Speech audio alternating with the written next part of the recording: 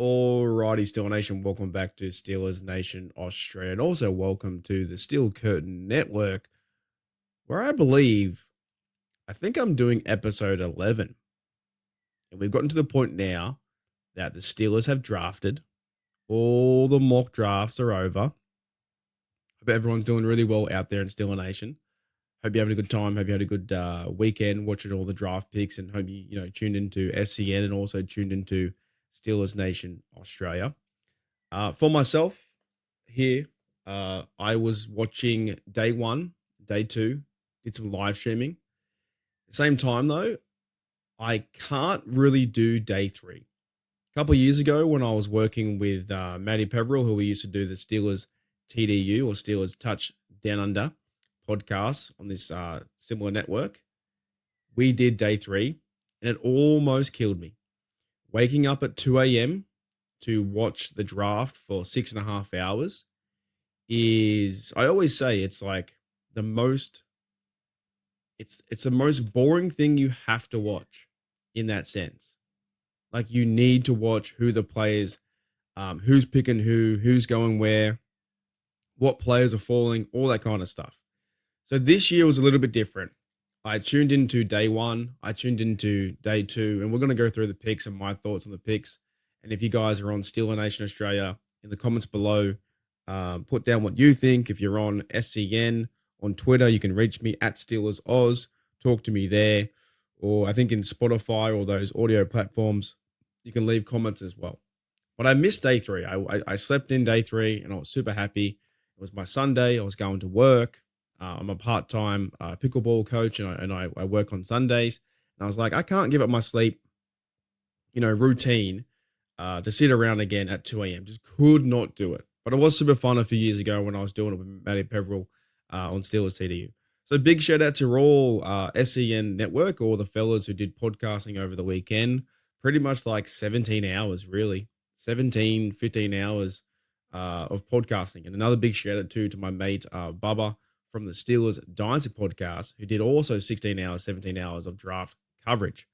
However, now that that's over, the Steelers have a bit more clear idea the direction of the team. And in today's episode, I want to focus around the topic that Mike Tomlin brought up, which was Steelers DNA. With the first pick you had in round one at 21, the Steelers were linked towards getting Sanders, and I wasn't a huge fan of that. And the Sanders watch and fall was pretty crazy, right? They were linked to Sanders from the national media saying the Steelers need to get a quarterback now. If they don't get a quarterback, their season's over. But we know better than that. Steeler fans know much better than that. And I'm bringing up here on my screen, there's Derek Harmon was selected round one, pick 21. And on the phone call, I think he talked about, or Mike Tomlin in the press conference talked about Steelers DNA. So that's going to be my theme today of these picks or these players coming into Pittsburgh in 2025 to the locker room, meeting TJ, meeting Cameron Hayward, getting involved in the organization. And yeah, what is their Steelers DNA? Where and how do they fit in the Pittsburgh Steelers? But firstly, as well, I do want to give my condolences to Derek Harmon and this absolutely wild situation. You can't even imagine how you would think or feel in this scenario, that a young player has had his mother going through a lot of tough times in the hospital, out of the hospital, and on draft night, he had his mother in the hospital, and eventually she ended up passing away 3 or 4 hours later, something like that. That is absolutely wild to me. So, in one of the moments that Derek Harmon, D lineman from Oregon, was meant to have one of his best nights getting drafted and possibly starting his future Hall of Fame career, was also one of the saddest nights. So, my condolences, prayers, and thoughts go out to Derek Harmon and also his family. And I can't even imagine how he'd be feeling or what, the amount of pain he'd be feeling. So all the best goes out to Derek Harmon and his family. Now, in saying that though, oh my goodness, what better place to be than the Pittsburgh Steelers organization. Because I guarantee you, this fan base, the coaches, the owners, Cameron Hayward, who's been through similar things with his father, with Ironhead Hayward, who used to play for the Falcons. What better organization to be a part of than Pittsburgh, a city of champions, black and gold Steelers through and through, Steelers DNA to look after and and have some support from your teammates, the fans. I guarantee you right now, the fan base in Heinz Field. I still call it Heinz Field, by the way. I'm like a Yinzer over here in Australia. I won't call it Acrisure Stadium. I'll still call it Heinz Field. But what better way to get the support from your teammates than Pittsburgh and Cam? They keep calling this bloke Derek Harmon, Cameron Hayward 2.0. Cameron Hayward probably has he's got 2 years on his contract, but maybe he has 2 more years left in his career.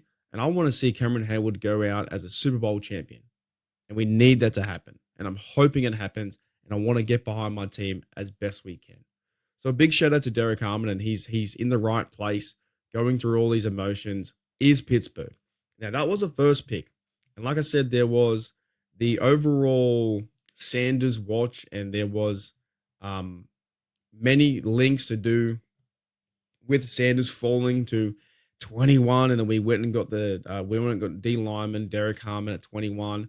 Then we waited for a second round no pick because the Steelers have DK Metcalf, which in reality, I guess too, that means that DK Metcalf is the round 2 pick, which I'm not against. That's fantastic. And you'd move forward to round 3. And when we moved to round 3, the Steelers picked up Caleb Johnson, right? The running back from Iowa who wears the exact same Steeler colors as the black and gold. Now, many people, again, in the media, in the national media, were trying to convince everyone this was a bad pick. The Steelers should have taken Shedeur Sanders. The Steelers messed up. The Steelers have lost the draft. The Steelers get a grade F. They did not pick the right player. I call absolutely hogwash. Now, I've seen a few things on the internet that is like on YouTube and highlights and stuff like that. This player does remind a lot of people of Le'Veon Bell 2.0. But at the same time, this player is now the Steelers running back. Could be number 1, maybe he splits carries with Warren.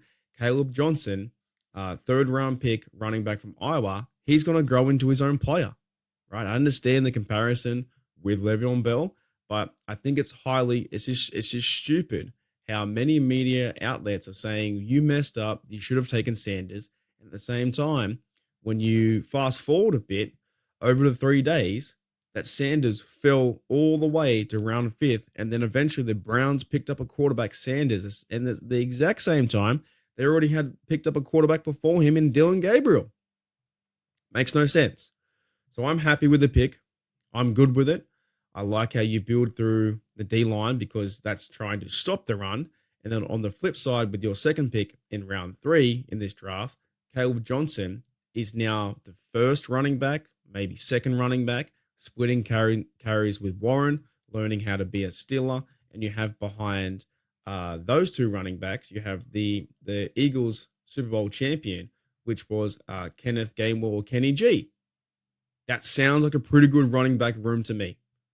Johnson, rookie, four-year contract. Warren, he's on his 1-year contract, but everyone loves Warren, how he plays the game. And this now solves that issue where maybe some Steeler fans were saying, you know what? We probably should have kept Najee.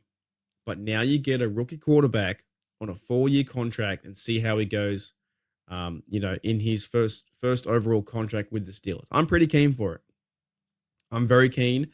It's another position and hole they solved or are solving while going to camp is the running back position. You've now got 3 running backs on the roster. Could be a possibility the Steelers go and cut Cordarrelle Patterson as well. I think that might be a thing for the Steelers to do so. And speaking of cuts as well, and some other additions, and I didn't get into it. I jumped right into the draft. So we'll do a half mid break right now because there was some other news too, and I'm recording on the 29th. So this might come out a day after. There was this other bloke there. Montravius Adams has been has been released. So that was I think that was in connection to the Steelers getting two defensive linemen, you know, over draft weekend, right? He's been released. Unfortunately, I just made another video about this on Steel Nation Oz for all my listeners there from Steelers Curtain Network.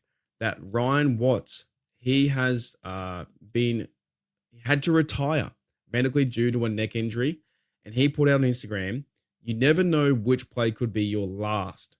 So that's sad. I don't know the guy from a bar of soap. I wish him all the luck, but that's sad from a football perspective. That's unfortunate from a player and person and human perspective. So we wish him all the luck. So Ryan Watts has retired from the NFL due to a medical condition and a neck injury. Then on the flip side, you had the Steelers also sign another player, a receiver, a veteran, Robert Woods. Now, Robert Woods as a receiver, I did not see this or expect this to happen. And Robert Woods has been playing for what, over now, it says here 12 years. He started off with Buffalo. He was Buffalo's second round pick, the 31st overall back in 2013. That's crazy, man. 12 years ago. That was even before I was working. I was working in the bar. And then 2013, I was working in the bar. And then 2 or 3 years later, I went to Pittsburgh for the first time in 2015. So 12 years ago is when he started playing football. He's a seasoned vet. He has 8,233 yards. He has 38 TDs. He has 427 first downs. The guy knows how to play football. I just did not expect that Robert Woods would be signing with the Steelers because I thought the Steelers had their receiver depth pretty much cleaned up. DK Metcalf, George Pickens, Calvin Austin, Roman Wilson, Ben Skowronek, who can play fourth or fifth receiver in certain packages, and Ben Skowronek, who could be, play as gunner as well. That's one of the sides. Then Scotty Miller was like a fifth or sixth receiver. But maybe there's like some competition at that position. From last year, the Steelers didn't have the best depth at receiver. Now this year, they have great depth because they went and signed DK Metcalf to that 5-year contract. So the Steelers bring in Robert Woods, veteran, 8,000 yards in the league. Maybe he signs here for a year or two, see how we go. Does he make the team? We'll soon find out shortly. So that was like the up-to-date news that happened only a few hours ago when I'm recording in the future. This is where it gets tricky. On my Tuesday, which was your Monday, and this episode comes out your Tuesday, I'm pretty sure. So it's all kinds of different time lapses and different universes and stuff like that. Anyways, we'll get back to the picks. And after the Steelers picked up, so then round 3, they went Caleb Johnson. They identified running back was a high need. They got Johnson there from Iowa.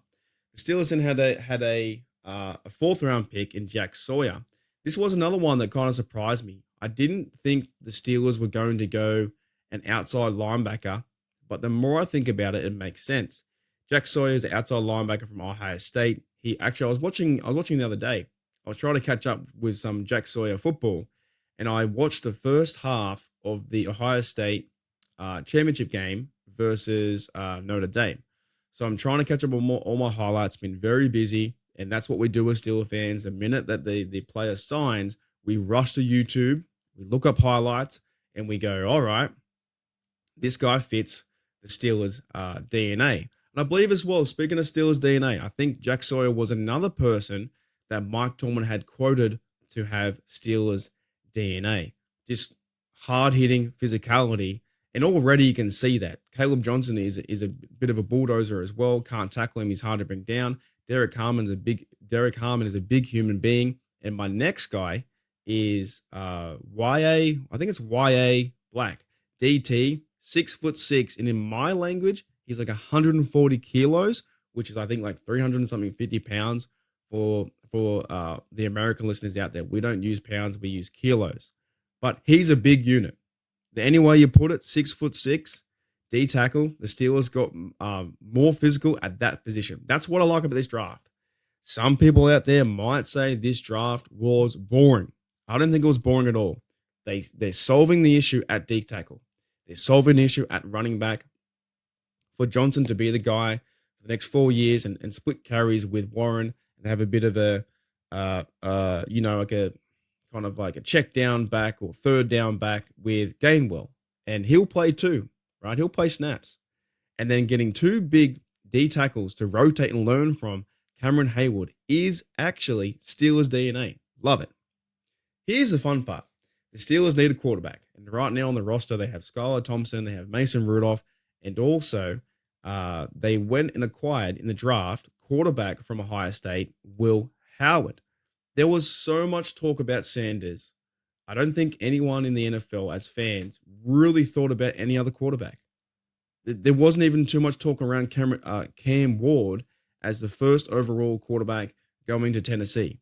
The Sanders spotlight and the drama that he brought to the NFL, and it wasn't really his fault. It was the media and I guess his father, and then just their overall presence and just the storylines and the clickbait articles you could write about Sanders. I did not like the phone call, the fake phone call. I thought was pretty poor, to be honest. It was poor from a person perspective and a human element. I didn't like that. I thought that was pretty crazy, dude. Why would you call someone and have their hopes up so high and go out of your way to be a bad person with a fake phone call? I thought that was phony, to be honest. I thought that was really weak from that person. And I believe that whoever that person was, I think he was the son of the offensive coordinator's Falcon. Offensive coordinator Atlanta Falcons' son. He needs to apologize, and I think he has. So that to me was very weak to do that. But back to Will Howard, the Steelers get a quarterback in round 6, and the big thing with Will Howard, and I'll say this until they start in week 1 or until until you see camp battles or quarterback competition or whatever it may be. The big thing for me is there's no pressure. There's like zero pressure for Will Howard to be quarterback number 1. All the talk is still around Aaron Rodgers coming to the Steelers. I'm not a huge fan of that. We've been through that the last 10 weeks. Everyone knows kind of my position. If you don't know my position is right now for A-Rod. I will accept it, but I don't want him to come here. And then we see what happens. And then moving on from that, Mason Rudolph could be a QB1. And if he's not QB1, Mason Rudolph will be QB2. Therefore, with Will Howard, quarterback, right? This is the point now. There's like no pressure this year in 2025 to go from winning the championship with Ohio to then go into, oh my goodness, he needs to be QB1. He must be QB1. If he doesn't play QB1, then he's a draft bust. There's like zero pressure. That's what I love about it, right? Now, I saw bits of highlights too of Ohio State quarterback Will Howard. I'm trying to learn more and more and more. And I did see the championship game, which I talked about before. And it seems like he's got a bit of grit, right? He can run the football if he has to. He's obviously got the talent enough to win a championship. And in his celebration video, when the Steelers and Mike Tomlin called him up, straight after, the whole family went to the pool and he did a double front flip. So I wish this guy all the luck, and mostly because Will Howard has no pressure. It's not like Kenny Pickett. It's not like that scenario where he was drafted in round 1. I think it was 21 or 20 pick, and Kenny Pickett had the spotlight of Pittsburgh and all of Steeler Nation saying, you need to perform. You need to be our next franchise quarterback. Will Howard could be the franchise quarterback, but at least he has time to develop. And they often say that Mike Tomlin doesn't develop quarterbacks. So let's see how it works out with Will Howard. And let's see how it works out with the 2026 draft. The Steelers go and draft another quarterback.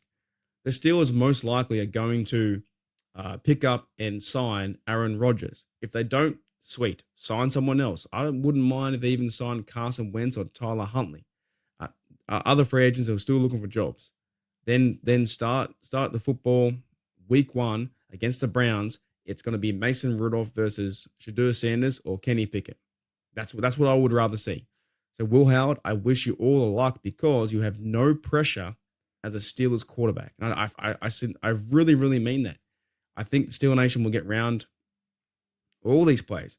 They're going to get round Harmon Johnson for running back. They're going to get round Jack Sawyer, who's going to be an outside linebacker, probably in rotation with Nick Herbig and Alex Highsmith, and learning behind TJ. What better place to learn and be a part of the Steelers' DNA is being learning behind TJ Watt. And no, they're not trading TJ Watt. Now, moving forward, speaking of Steelers' DNA, right? In the seventh round, this is when I started to wake up on day three, and I was heading off to work. So I saw the Will Howard pick, and then I was waking up as you guys were nearing like 5 p.m. or 5 hours into day three. And day three is long. Day three is very long. It's round 4, it's round 5, it's round 6, it's round 7. It goes for ages. Like I said, the NFL draft is for diehard fans like you and me here talking in Australia. It's something so boring you have to watch. Like, you need to watch and find out who you're picking up next. And with the seventh round, with the 226 pick, the Steelers drafted Carson Bruner, linebacker out of Washington. It's another guy that's on my to-do list in my Steelers homework that I need to go through and watch all the highlights and tape and him absolutely smashing people. I feel like this pick was a Danny Smith pick. Linebacker, get him on teams. If he can make the roster, round 7 guys, it's not as easy for those blokes to make the roster. They might go to practice squad. They might get picked up by another team. They could be cut. Now, Carson Bruner is also connected with Mark Bruner, who used to be the Steelers' tight end back in the day. Now, I started watching football in 2002. I believe when he was drafted, I was 6 years of age. I think I was 6. It was like, correct me if I'm wrong, I think he was drafted in 1996. So I was 6 years of age, just almost starting kindergarten, when Mark Bruner, the tight end for the Steelers, was drafted. And also right now too, Mark Bruner is one of the Steelers scouts. So he gets to draft his son to his team that drafted him. And Mike Tomlin loves that. Speaking of Steelers DNA, Mark Bruner was a Pittsburgh Steeler as a tight end. Mark Bruner is now a scout for the Steelers, and they signed his son. Mike Tomlin loves that. Absolutely loves that. He loves to keep it in the family. The family knows and what to expect, what the standard is a standard, and all those kind of things. He loves to keep the connections with Cameron Hayward, with Connor Hayward, with Joey Porter signing as cornerback, or Joey Porter Jr. and Joey Porter's father as a linebacker. He absolutely loves it. Now, the next bloke here on our list for the Steelers draft class and the Steelers DNA, I will be very honest. I've been busy. And I tell you, and someone please in the comments, let me know. Dante Kent. I have absolutely no idea who this bloke is. No idea. He's from Central Michigan, I believe. The one thing I did read about him was that he was a punt returner and I think kick returner. So Steelers might use him in that sense. In terms of cornerback, I think getting in a spot on this roster is going to be very tough on the 53. So Kent has his workout cut out for him. Just from that standpoint, we have Darius Slay, we have Joey Porter Jr. playing one side. We have, of course, Beanie Bishop, who was the undrafted guy. He played well last year. You have now, Brennan Eccles, the former New York Jet. He's playing. James Pierre, I think he's still on the roster, and he plays like good teams as gunner. You normally see gunner positions going to Ben Skowronek and James Pierre. So this bloke here, Dante Kent, round 7. I don't know if he's going to make the team. We have also Corey Trice Jr. as well. So the secondary has quite a few names to it. But if anyone out there from Steel Nation Oz or Steel Curtain Network knows, what might his role be or what is his Steeler DNA, please let me know in the comments below, because I just didn't have time to look him up before this episode airs. I will hopefully go through all these guys on Steel Nation Australia and maybe on Steel Curtain Network, because we have a lot of time now. The draft is over. Now we're getting ready for rookie mini camp, and we're waiting on Aaron Rodgers for players to sign. But I'm super excited to see Derek Harmon and these blokes, mostly the defensive line. We got carved up. The Steelers got carved up in that Raven game, and when you allow 299 yards from an opposition to run you over, and also an opposition that is inside the AFC North, that's pretty disappointing from that standpoint. So it was good to see the Steelers. They went to their big board. They wanted to fill in those gaps and have the identity of Steelers DNA that Derek Harmon can learn from Cameron Hayward, that Jack Sawyer can learn from TJ Watt, that is a YA Black DT 6'6", looks like a big, huge fridge, can't get past and put his hands up. He'd be almost 7 foot. He can learn from Keanu Benton and Cameron Hayward. I just can't wait to see those blokes on the field. Right, that's overall. I think this draft it did sound from some perspectives, and I think viewpoints, it looks a bit boring. But like I said a few weeks ago, I was happy for this draft to be standard. Go and get a D tackle, go and get two, go and get a running back, go and get a quarterback in the 4th or 5th round. Will Howard fell a couple of rounds back. There was some, I think there was some prospects. There was some scouts saying that, that Will Howard could have been a 4th round and 5th, and the Steelers got a steal, right? But I'm just happy as well that Will Howard doesn't have to take on all the heat. If anything, it could be a good thing that Rodgers will sign, because he'll take on all the heat being QB1. You know what, too? He might do good. I don't know. I'm getting very sick of waiting to find out who our QB1's going to be. That's why I have that kind of viewpoint of like, I don't want Rodgers to be QB1 because he's taken his sweet, sweet time to actually make a choice. And it feels like every week we have to bring him up for the last 11 weeks doing this podcast, G'day Steelers Nation, on SEN. So we're waiting. But in terms of that, though, we now have things to talk about. So it's been a fun podcast. Thank you, everyone, from listening here on Steel Nation Australia and also listening on the Steel Curtain Network. I do love doing these every week, and we are getting now amped up for rookie camp, and we're getting amped up, to go to Latrobe and June and July and stuff like that. The schedule comes out in 2 weeks' time. I'm trying to figure out if I can go to Dublin. I really want to go to Ireland and see a game in Dublin. I can't wait. I've got to figure that out. I've also got to figure out how to get to the draft in 2026. I've got to figure out a hotel, all those kind of things. A lot of Pittsburgh Steelers, themed things coming up, and the Steelers will find out their schedule in 2 weeks' time. But we know who our draft class is in 2025, and don't forget about the receiver DK Metcalf. And the Steelers have addressed some of the issues. They're getting better at those positions. They've brought in some undrafted guys as well. So you look out for, those kind of blokes. I'll just read off a few names on the list. Yeah, the undrafted guys was receiver Rock Taylor out of Memphis. Offensive guard was Aiden Williams out of Minnesota. Another fullback was in there. You had Sebastian Castro, Iowa, another dude from the Hawkeyes in the black and gold. Kicker Ben Souls from Pittsburgh, who knows how to kick. I still think it's going to be Chris Boswell's job until it's not. And the Steelers, I'm hoping they sign him to a extension, maybe next year. But it's a lot of fun.